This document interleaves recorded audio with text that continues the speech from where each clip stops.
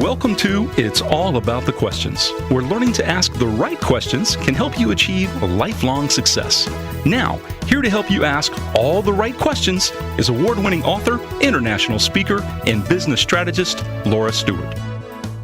Good morning, afternoon, and evening, everyone. It's a wonderful day in the neighborhood, which seems to be my new opening. I guess Mr. Rogers is on my brain lately.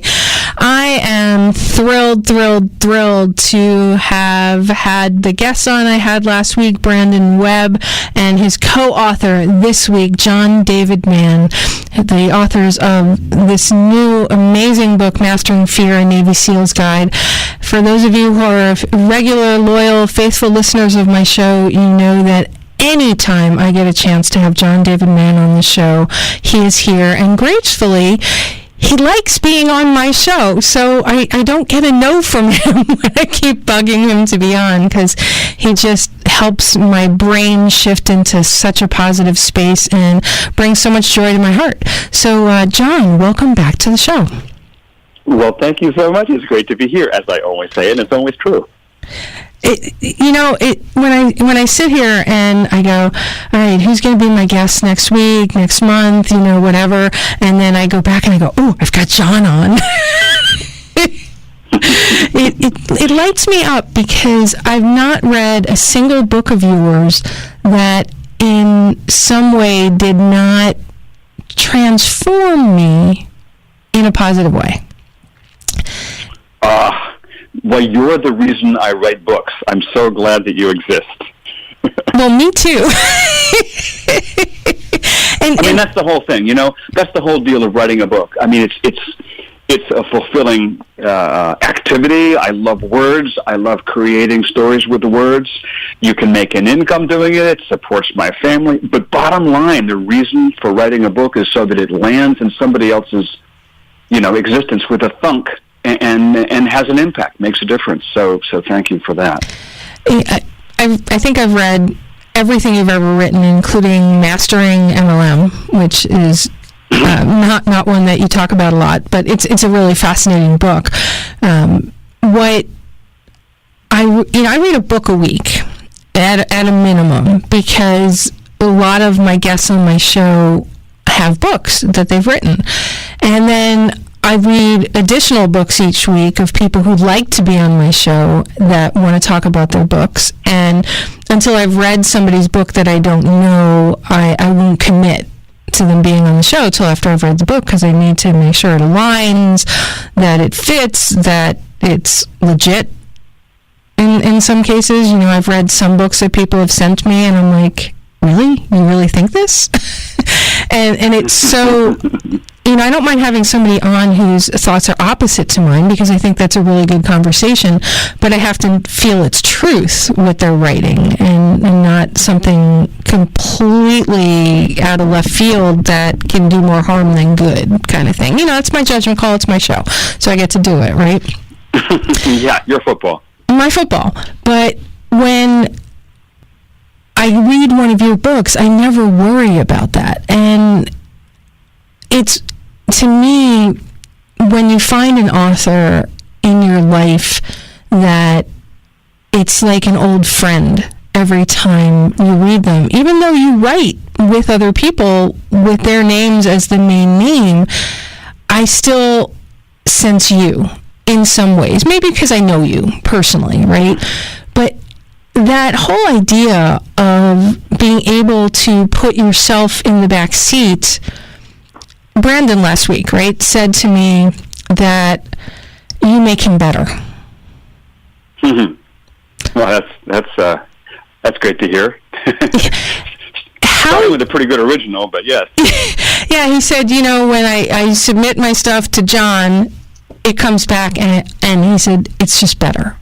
And he makes my words better. They make more sense. They just flow better.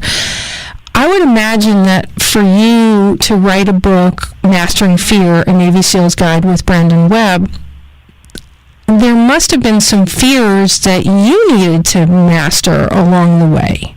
Is that an accurate statement? Or no? Because I think you were writing 5 books at the same time that you were writing this one. Yeah. And, it's not... it's not particular to this book. It's particular to every book I've ever written, and it's I've written over 24 books, so there's plenty of evidence in front of me that I can do this, that I know how to do. It's going to work, but that doesn't stop me from every time I start a new project. I sit down with it and I kind of go, I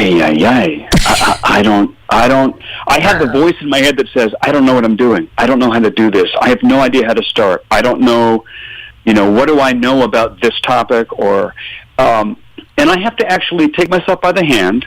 It's like step over that voice, like stepping over, a muddy path or something, and say, it's okay, John. It's going to be great. It's going to be fine. And just trust that a great result is sitting there on the other side of this, just waiting for you to walk across the path. All you got to do is put one foot in front of the other, et cetera, et cetera, et cetera. I have that talk with myself with every book I write, not once, but multiple times, in some way every day. I mean, I had it this morning when I came down to my desk. I'm working on a novel right now, and I have had to, I don't want to say grapple with, but something like that. I have had to wrestle with that voice, that friction, that fear of, I don't know what I'm doing here, every single day. So writing a book like Mastering Fear, how did it shift you in the writing? It helped me, it's funny, articulate and clarify some of my own experience around dealing with fear and the role of fear in my life. Because what happens when I write a book with Brandon, The Red Circle, our first book, that was like his life story. So really that was, my job was to tell his story is to channel him as if I were playing him in a film, right? Like I was Meryl Streep being Margaret Thatcher. or whatever. Which was pretty amazing, actually. It was pretty amazing, yeah. I don't really compare myself to Meryl Streep or Brandon to Margaret Thatcher, so I don't know where that came from. But I like the analogy. It works. Okay, good. When I sit down and write a book with Brandon, like this one or like the last one, Total Focus or something like that, my job is to take his experience and his thoughts as being off points. And they're like pebbles that I drop in a pond, and the pond is my life, my experience. Because for this to work, when I write a book like that, my job is to make it authentic, is to make it real, and that means it has to come from my own life. And you talk to any good TV actor, and they'll say the same thing about playing a role. They'll say, yeah, my job is to be Margaret Thatcher, but in order to be Margaret Thatcher, I have to find the stuff in my own experience that resonates with. And I used to read interviews or hear interviews with actors saying that, and I was like, I don't know if I really believe that that's true. I mean, it sounds like they're just kind of being kind of false modesty. No, that's absolutely true. That's what you have to do. So, you asked about what did I get out of this book. These things like the idea that you can't overcome fear. You can't go to battle with fear. That isn't effective. The idea isn't to go head-to-head with fear and try to vanquish it like an enemy. It's more like a very challenging partner that you learn how to work with. That's beautiful. Yeah. There's this ancient myth, the story of Ur, Babylonian myth, I think that goes back thousands of years. And there's the story of him going to war with Enkidu, his arch enemy. And what happens is they end up becoming best friends. And you see that trope in coming through his history and oral epics, for millennia, for centuries. That's what fear is like. It's like you don't kill it, you don't destroy it. You make it your strongest ally. You make it your best friend. You learn how to use it to bring out your best self. I already knew that as a performer, like as a cellist, as a writer, but writing this book kind of helped me to understand it better and put it into words. I'm the first person that reads my books, so I'm really writing for me. have so many goosebumps right now, and these thoughts just went through my head of how I'd been battling some fear I've had since June 1st with vertigo, and that I'm never going to be able to get past it. And now I have a different thought to think about with it, instead of, now it's a partner to learn to work with. And, if it never goes away, I can choose to be in the fear of when's the next episode going to hit, or learn to work with it and embrace it and do something different if I need to. Oof. So hang on, everybody. We're going to be right back with New York Times bestselling author John David Mann, co-author with Brandon Webb of Mastering Fear, a Navy SEAL's Guide. We'll be right back, everyone. All right, so here's the fun part about getting to interview John. Even stuff that happens during the break feeds into your books. So you texted me that you were having really bad echo, like you're hearing your own echo in the phone. We don't hear it on this side. Hopefully you calling back in has changed it. Has it? Well, actually, no. Okay, all right. Wait, I think maybe it has. All right. It has. Yes! Oh, my gosh. Awesome. Totally love that. It's intermittent. Okay. All right. Well, we can always have you hang up and call back in again, because sometimes, different circuits cause different things. But it was perfect because the whole idea in the book, Mastering Fear, a Navy SEAL's Guide, of this echo chamber really resonated for me. And I talked a bit last week with Brandon about it. You wrote, the echo chamber is an internal monologue, hyper-nostalgia that keeps you in its clutches and away from engaging in your present reality. And I just laughed because you had the whole echo thing as you're speaking, your own little echo chamber. When you were writing that fears that you have when you sit down, I can't write this, I don't know this topic, that to me sounds like an echo chamber. It's not necessarily truth. It could become bigger than it is. What's the process that you used to move through your echo chamber? That's such a great question, and it's so relevant because this may have been my favorite point in having the opportunity to go into in this book. So this echo chamber, which is, it kind of has three dimensions in it. It's on page 126, people, by the way. There you go. So this echo chamber has, you could say it has three dimensions. One of them is that things that have happened in the past, you still got echoing in your head. Whether it's regrets or shame around something that you did, or resentment against something that somebody else did, or whatever it is, it's lingering residual echoes, the echo of thunder long after the lightning has passed in your brain. So you're echoing the past. And I'm talking about unproductive past. I'm not talking about reflecting back on that kiss, or remembering my father's words, encouraging me, or these lovely the memories of my dog who passed away last October. No, I don't mean fond memories. I'm talking about the echoes of memories that are dragging you back, dragging you down.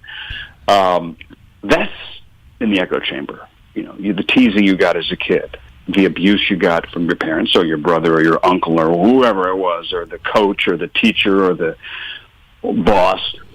Then there's also in the echo chamber there are harbingers of the future. There's the imagined echoes of the future. When the money runs out, when the food runs out, when the world runs out, all the imagined hardships of the future that haven't actually happened, most of which probably won't happen, but that we can still imagine and live in and be, reacting to right now as if they were real. And then finally, there's the echoes of what we're imagining other people's perceptions of us are. Like, I can tell you that as a performing musician, when you're up on a stage with your cello and you're playing, it doesn't serve you to say, I wonder how I sound. That's also true when you're a public speaker. It's also true when you're just a person. When you're you're in a relationship. It doesn't really help to say in your mind, I wonder what she thinks of me. Am I tall enough, short enough, handsome enough? You know, it's like none of that's helpful, and it's all just the echo chamber. It's all BS. It's a family-friendly show, so I won't curse, but it's all nonsense, falderall, if you will. I love that word, falderall. Okay. But it's so insidious. It's there. You know, we've all got it. And so you asked, how do I deal with it? For me, the single most valuable step in clearing away the dross and the cobwebs in the echo chamber was a step that I first learned about back in the 1980s, was to speak it out loud, just to become aware of it. Awareness, you know, shining the flashlight of your awareness on the dark, hidden corners and recesses of your echo chamber and seeing what's there, hearing what's there, becoming aware of it, is 80%, 90% of the battle. I'm fortunate in that I work alone at home in my home office, so I can talk out loud with anyone looking at me funny from the next cubicle. And I began the habit of just saying out loud what was in my head. And I still do it. I'll sit down at the desk and I'll go, John, you're a total idiot. You have no clue what you're doing here. And then I'll go, wow, did I just say that? Yeah, I did. It's in my brain. So, you know, for me, this is a lifelong process, or it has been so far, of unwrapping and uncovering the little detrimental, hindering echoes I have in my brain. But to me, it's such a crucial thing because it's all illusions. It's all shadows and ghosts. None of it is real. Yet for many of my listeners, including myself, those fears feel real, right? They feel so debilitating, and they shut us down to the point where we often can't even articulate the fear. As you said, speak the fear out loud. It's just such an overwhelming kind of thing that you can't even imagine mastering it because you can't voice it. And here's the thing, you know, we describe it in the book as a hamster running on a wheel. It is the hamster on the wheel of your brain. There's this popular trope that, you know, fear stands for, FEAR, is false expectations appearing real. And I had fun lampooning that and bursting it because, you know, there's such a thing as real fear. Actually, what fear is awareness of danger. That's what the word actually means. And there really are dangers in the world. The world is a dangerous place. You know, people die, people get hurt, and it's real. So, you know, it's not. I'm not advocating that you abandon yourself to a bliss of total complacency. I respect fear. I want fear to be my ally. I don't want to pretend it's not there. It's not about living in denial. What it's about, though, is all of this fuzz, this fog around repeating issues from the past, dreading imaginary issues of the future, worrying about what other people are saying about us or thinking about us. That's all the BS that clouds our minds and prevents us, holds us back from having in-the-moment awareness, in-the-moment crystal clarity. Now, we talk about some of, you know, the experiences that Brandon had in the field of war, where, you know, and I use those mainly because they're so vivid. You know, nothing demonstrates the dangers of life more vividly maybe than talking about life in the battlefield. There's some other examples in the book, though, that are pretty vivid that aren't about war. You know, there's a guy that nearly drowns. There's a guy who crashes in an airplane. There are, you know, I tried to pull out some of the most vivid stories I could because, you know what, those are real. There is danger in the world. But what we're talking about is living in the reality of the moment, and not in this pillowy, suffocating mass of imaginary stuff. And then with the dangers that exist is embracing them, knowing that life is dangerous. Safety, as one chapter says, is an illusion. There is no such thing. None of us is getting out of this alive. So it's about living life to the fullest with the greatest possible awareness and the greatest possible, you know, joy and fun. Oh, that's a perfect way to go into our national news break. I am here, everyone, with John David Mann, New York Times bestselling author, and latest book, Mastering Fear, a Navy SEAL's Guide with Brandon Webb. We'll be right back to find out more about how we can all master our fears. Welcome back, everyone, listening to us live on iHeartRadio. For those listening on the podcast, you didn't have to listen to the national news or the commercials. We are here, I am here, with John David Mann, New York Times bestselling author of so many books, I can't even begin to count, and he has released a new book with Brandon Webb, who was on last week, Mastering Fear, a Navy SEAL's Guide. And John, we've been just having this amazing conversation in the first half of the show about fear and battling fear, and you shared some of your tips about speaking the fear out loud and living in the reality of the moment, that safety is an illusion.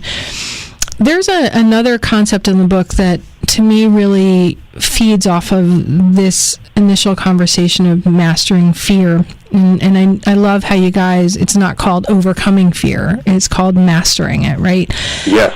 This idea in the book of the comfort zone. Now, everybody talks about get out of your comfort zone, step outside the box, you need to do this.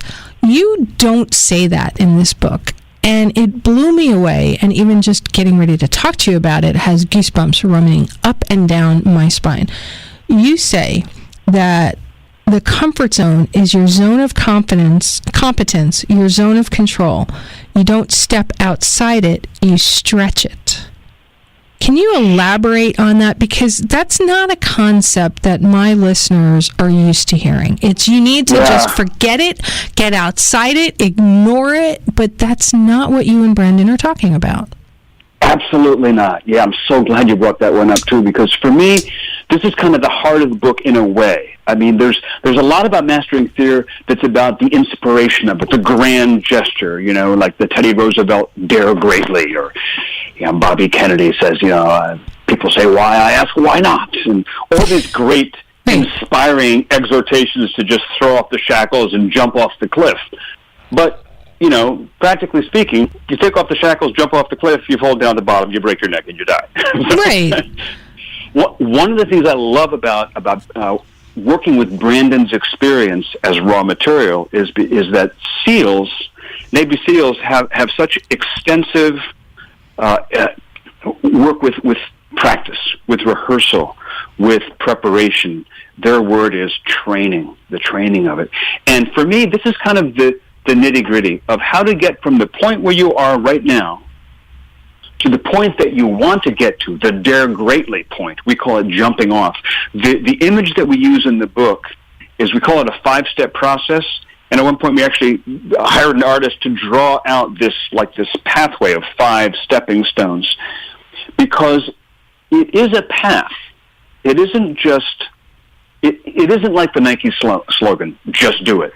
No, just do it doesn't really work, because you're not ready to do it. You don't know how to do it. You don't have the tools or the abilities, the skills to do it. There's a process here. So back to the comfort zone. The whole idea of, get out of your comfort zone, it has its application, because there does come a point, when the curtain goes up and it is time to sing. But that's at the end of the process. What's much more important is that if you step out of your comfort zone tomorrow, you're going to be uncomfortable. And if you're uncomfortable, you may do a lousy job. What we're talking about is use your comfort zone. Your comfort zone is 98.6 degrees. Your body doesn't perform by getting out of its comfort zone, because if it does, you get a fever and you die. Right? There's a stasis for a reason in nature. Nature is full of comfort zones. Like the thin layer of oxygen around our atmosphere is a comfort zone. We need to function within that comfort zone, or we'll die. So that's like that in your everyday life. You need to use the zone of confidence, the zone, and then stretch that. I learned that as a cellist. I learned how to practice, how to play difficult pieces by practicing the passage slowly but accurately, paying great attention to exactly getting the notes right, but slowly, and then gradually increasing the speed. We walk you through that whole process in the book. And the same thing applies not to just going slow and then faster and faster, but maybe doing something with one person and then more and more people, or doing something on a small scale, but then larger and larger. Your house is a mess. It's impossible. So what do? Just throw everything out? No, you start with one closet. Organize that. Give yourself the control over, I can handle this space. I can't even handle thinking about my whole house because I get angst. I get drink. But if I can think about just cleaning up this bookshelf, this one shelf, that's my comfort zone. I can handle working for an hour to clean. Beyond that, then I have to go to the beach. You know what I'm saying? That has application in everything difficult in your life. There is a comfort zone, a control zone, that you can use as a tool to practice, rehearse, train, and gradually stretch until you can do, pretty much anything. I don't know if you've seen the viral video that's going around by Arnold Schwarzenegger. Not sure. He responded to a man who has been sitting on his couch completely depressed and unable to get up or exercise. And Arnold Schwarzenegger has always been sort of somebody he's looked up to. So he was sitting on his couch in depression, and he decided to reach out and ask a question of Arnold Schwarzenegger about how do I get back into the gym and whatever. And, never expecting Schwarzenegger to respond to him. And Schwarzenegger said, stop beating yourself up, basically. Depression, is real. Just get up and walk around your house, basically. Don't worry about getting to the gym. Take a small step. It's still a step. Take a walk around your block. Don't worry about the gym and this big thing that you think you need to do.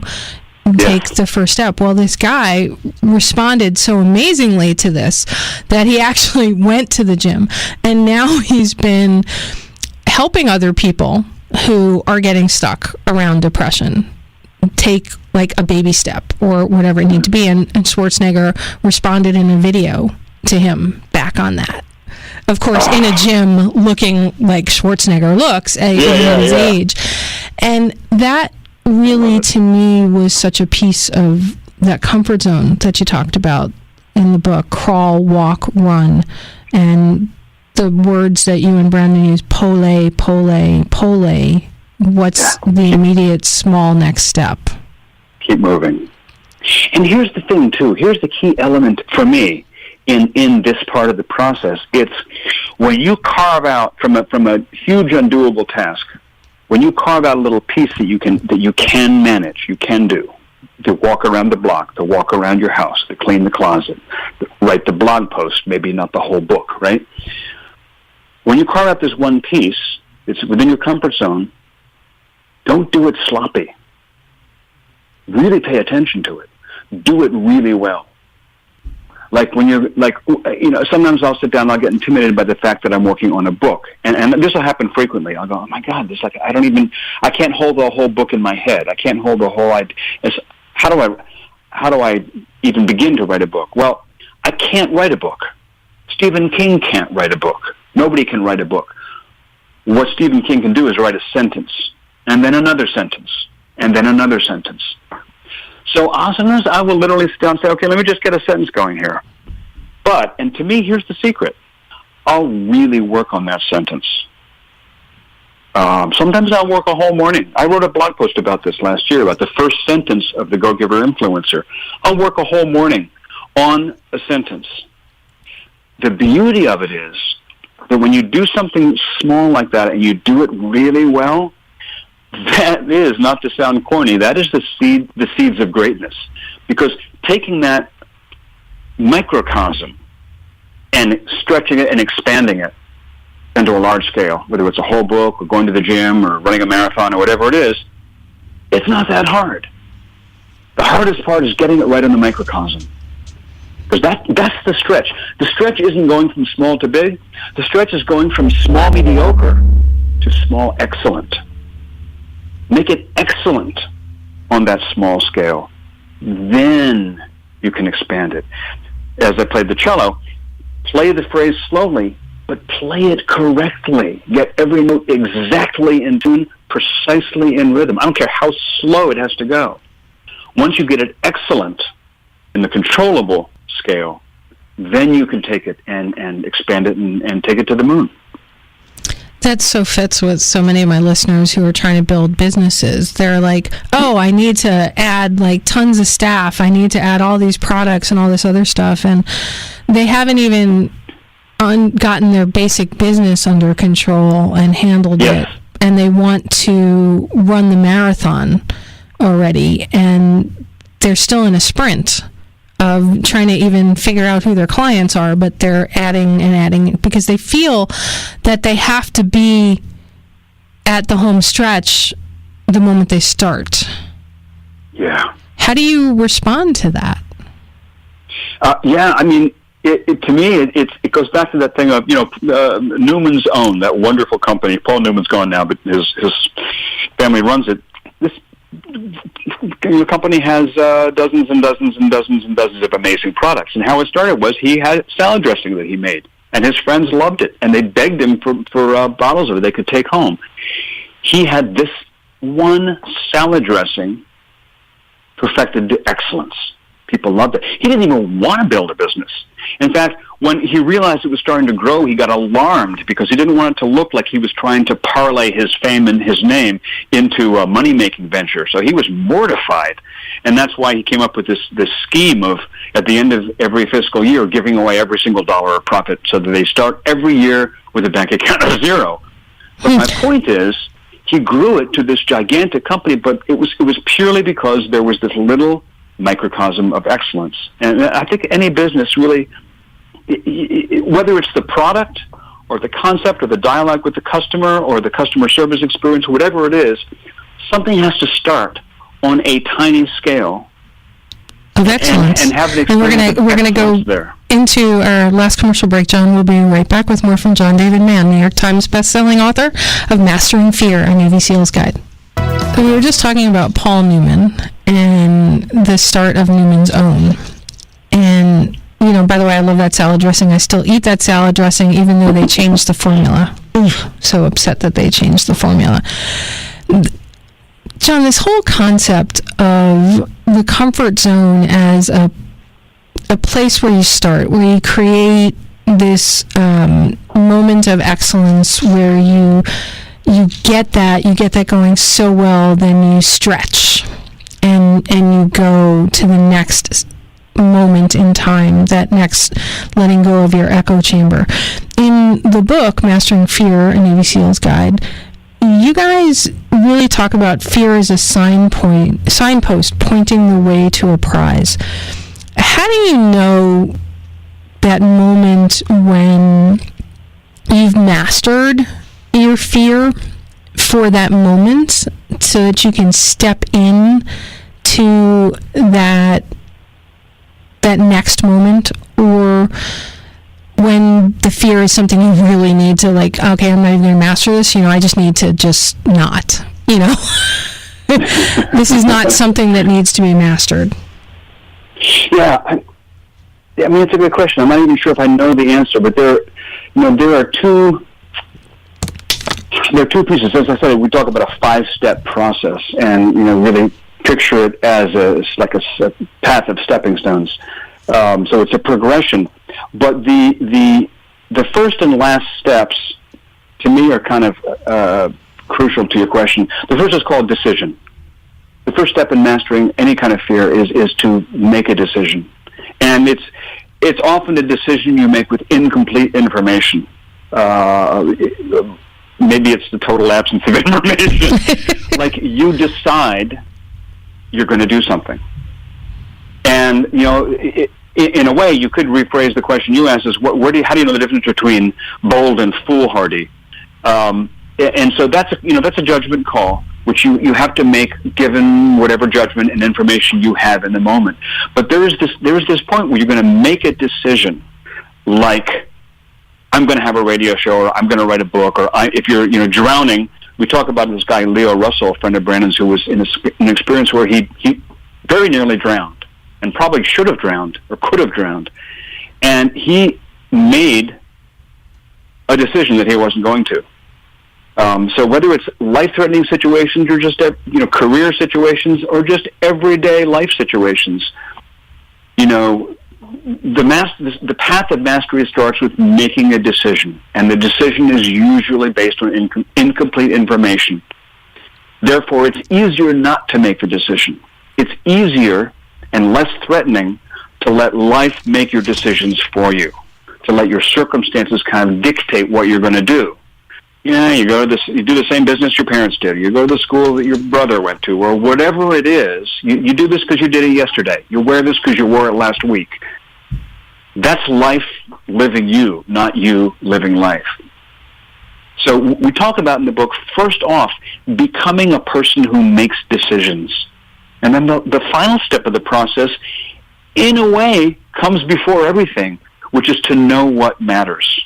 Is to get crystal clarity on what genuinely matters in your life.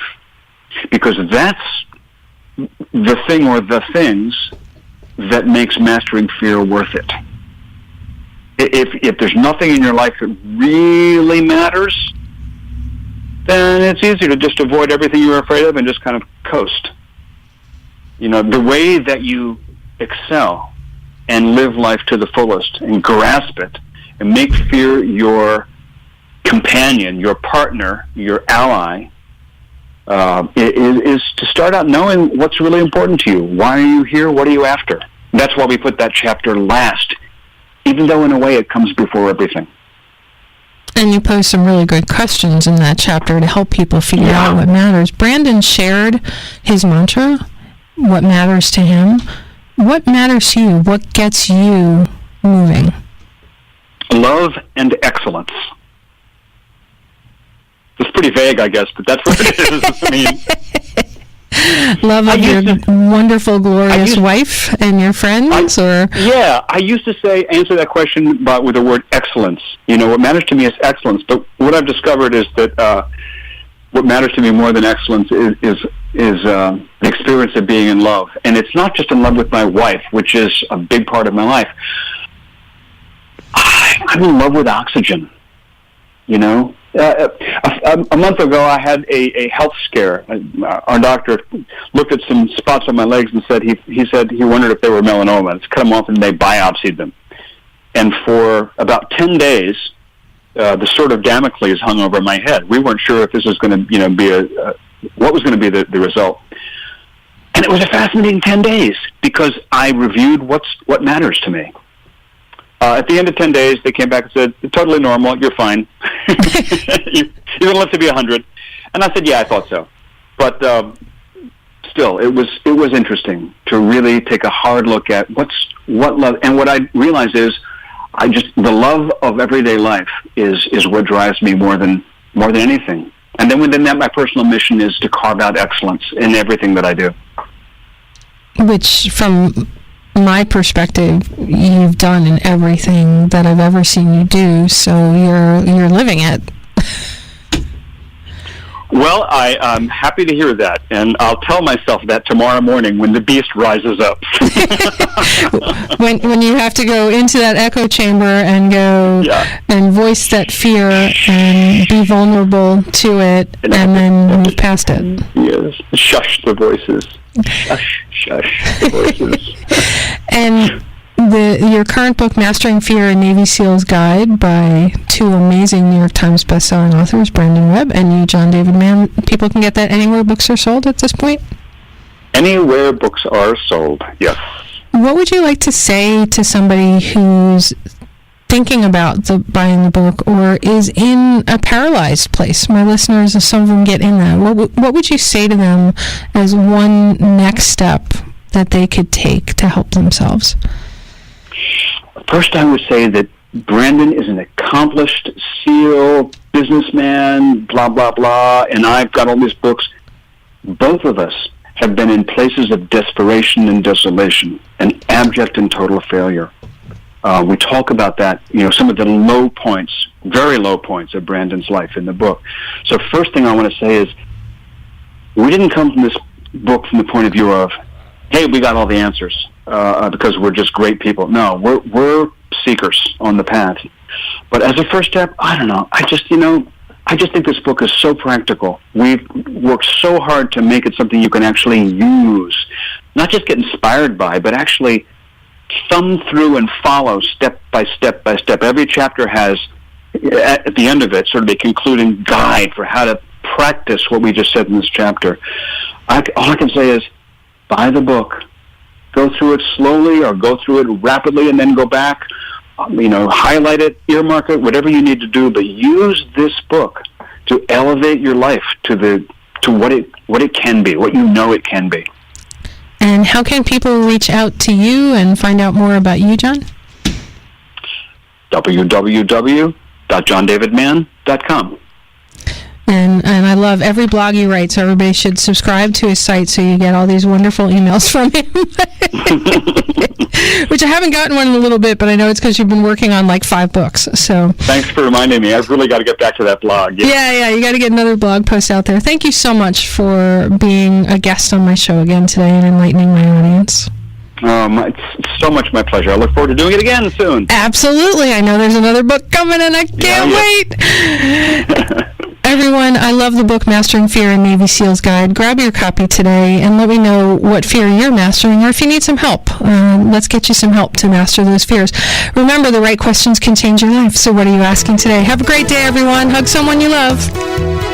You've been listening to It's All About the Questions, starring Laura Stewart. Connect with Laura at it'sallaboutthequestions.com and download a free workbook that will help you ask better questions starting today.